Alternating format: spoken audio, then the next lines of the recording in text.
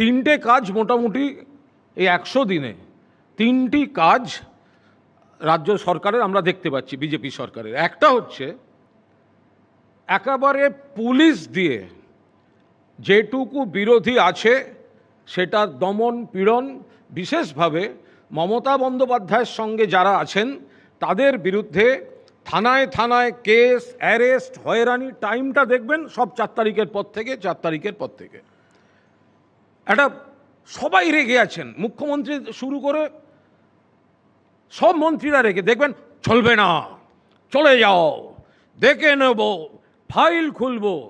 ঠান্ডা মাথায় 4টি কনস্ট্রাকশন একটা থাকবে, গোটা বিষয়টা কনস্ট্রাকটিভ কোনো কথাবার্তা বলবেন, সেই বিষয়টা আসছে না, সবাই রেগে আছেন।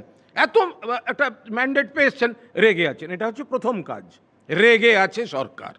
2, কন্যাশ্রী ছিল, কন্যা রত্ন হলো। সবুজ সাথী ছিল, সারথী হচ্ছে, অর্থাৎ নাম বদল। এটা হচ্ছে দ্বিতীয় কাজ। আর তৃতীয় সেখানে হচ্ছে নাম বদলে ওই সবুজ সাথী, সারথী এগুলো রয়েছে, আর একটা রং বদল আছে। একাডেমিটাকে ফাঁকা পাওয়া গেছে, দাও গেরুয়া লাগিয়ে।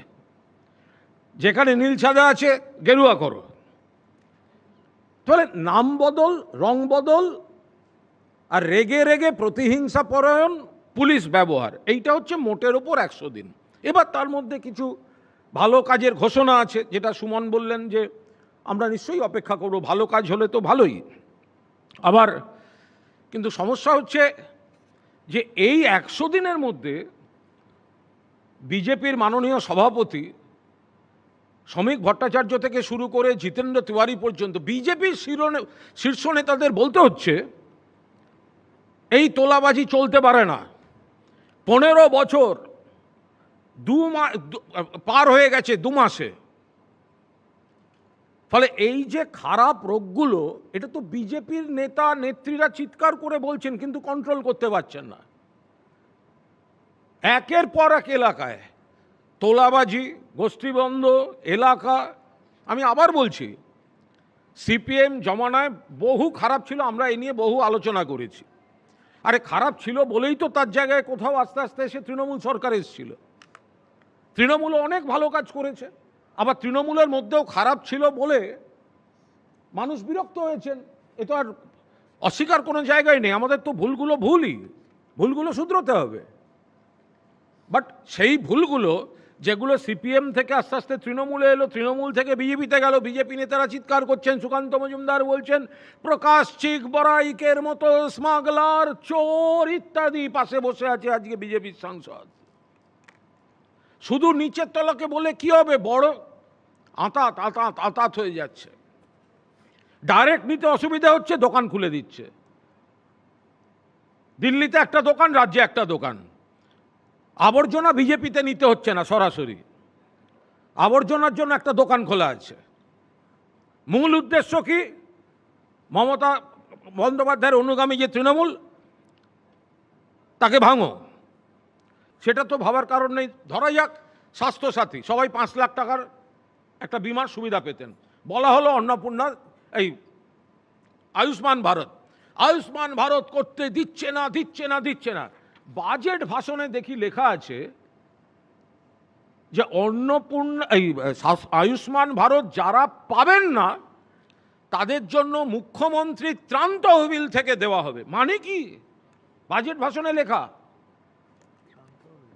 প্রথম দিন লেখা ছিল, দেবজিৎ, প্রথম বাজেট ভাষণের বইটায় আয়ুষ্মান ভারত যারা পাবেন না তাদের মুখ্যমন্ত্রী ত্রাণ তহবিল থেকে দেওয়া হবে।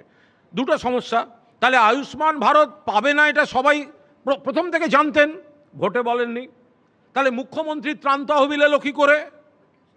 মুখ্যমন্ত্রী দিতে পারেন না, এরকম 5 লাখ অবধি একটা পেশেন্টকে দিতে পারেন নাকি? তারপরে আবার ঘোষণা চেঞ্জ হলো, আর একটা প্রিন্টেড বই, সেখানে এলো যারা পাবেন না আয়ুষ্মান ভারত তাদের জন্য একটা 5 লাখ টাকা পর্যন্ত স্বাস্থ্য বিমা রাজ্য সরকার নতুন চালু করবে। স্বাস্থ্যসাথীটা ক্যান্সেল করার কি দরকার ছিল? হাসপাতালগুলোয় যান, গরিব মানুষ লাইন দিয়ে ছটপট করছে, না হচ্ছে এদিক না হচ্ছে ওদিক, মাঝখানে ঝুলছে। খারাপ ছিল। তাহলে পরিবর্তনটা কিসের হলো?